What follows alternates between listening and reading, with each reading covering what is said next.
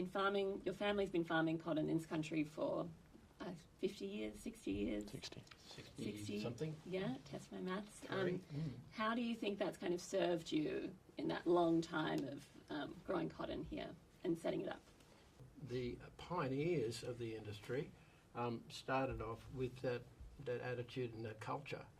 So we're just an open book. And so people would come and ask questions, and you just get whatever you wanted to know. You get the answer, so long as somebody knew it. And they built an industry really quickly on that basis, and people were attracted to it partly because of that. I wondered whether that my generation would be able to maintain that and carry that, because I thought if we lose that, we're going to lose traction as growing an industry. I believe again in hindsight, our generation, my generation, maintained it, probably didn't improve on it, but we didn't go backwards. This generation have just run away with it. Really? That's good to know. Why do you think that is? More and more we're seeing that we're not going to achieve things on our own, and whether that's adapting to an industry problem, or whether it's dealing with public perception, or whether it's dealing with government policy and around water or reform there.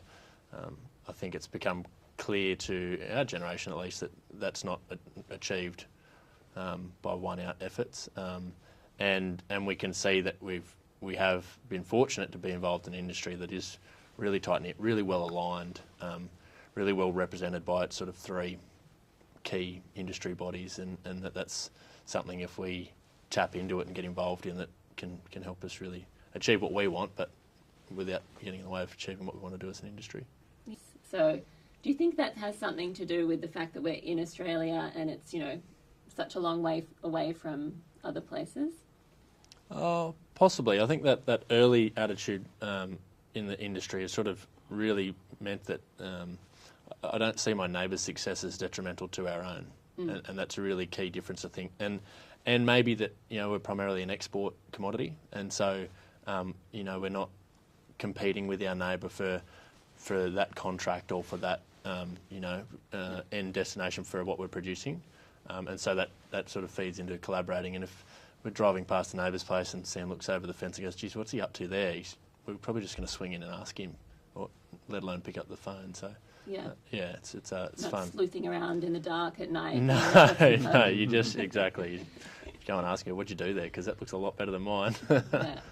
And I really liked as well what you said about needing 5 resources to do cotton farming, and I wondered if you could explain to me what they are. Yeah, sure. No worries.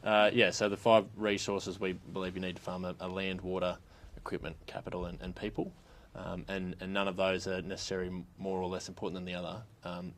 But each year is about getting the best return on our least available of those 5 resources, whilst also still being, efficient with the other 4. So, we can grow 1 hectare of cotton to, say, 3 hectares of mung beans, and at the right pricing levels will potentially the return per megalitre wins.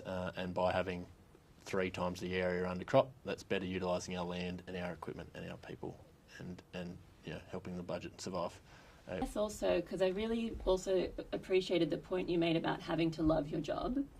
And I guess it gives you the freedom to be able to do the things that you love as well.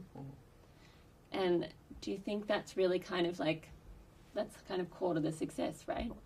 I think that's what determined the fact that the 3 of us have all come home, is that, we could see that it was, that we were able to create a role for ourselves that meant we could, still have that really special attachment to the family farm, but be doing something that we love.